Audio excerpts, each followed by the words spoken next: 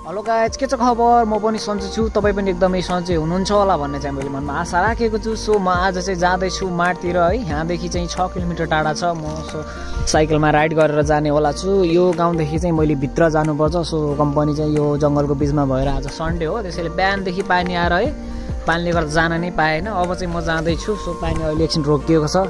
अब पानी रोकिएको बेला चाहिँ सट्ट गएर ल्याउनु पर्यो, नत्र भने समय मिल्दैन फेरि।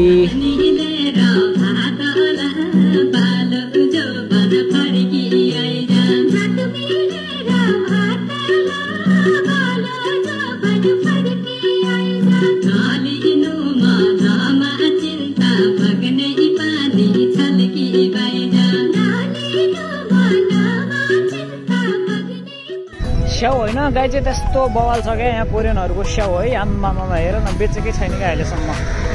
यस्तो डेन्जर स्याउ छ है, बेचेकै छैन कोरियनहरूले। सो कहिले बेच्छ थाहा छैन। असोजको 12 गते भइसक्यो है। के हो भने गाई चाहिँ यता त बेच्दैन त हौ कोरियनले स्याउ कि यत्रो छ क्या पुरानो यता खेतीको स्याउ। बवाल छ नि है स्याउ त। यही एउटा जुस भेटाएँ मैले। अब के गर्नु, यता सानो छ माड्ने केटा हो। हेर गाउँमा बसेर त्यस्तै हो, थोरै छ, सानो छ, भने जस्तो पाउँछ। ल कति टाढा छ गाइस। अब के गर्ने, यही एउटा जुस खायो, खुर्सानी, यो एउटा उयो टमाटर खान्जा अनि जुस किने हिँड्यो। अब सारा लाग्यो केटा फेरि। अब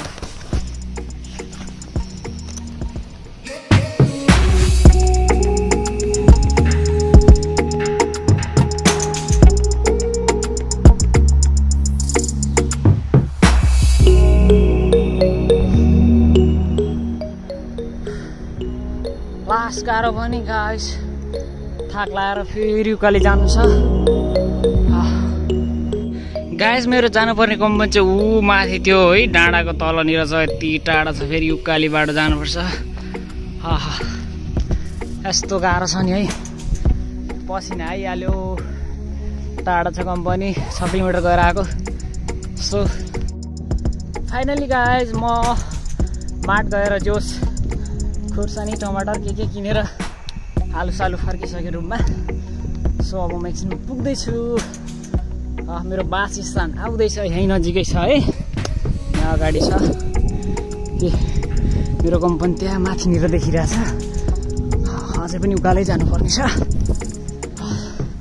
जे जस्तो भए पनि ठिक छ गाइज। सो आजको भ्लग यहीँ हुन्छ। सो अर्को भिडियोमा भेटौँ ल, बाई।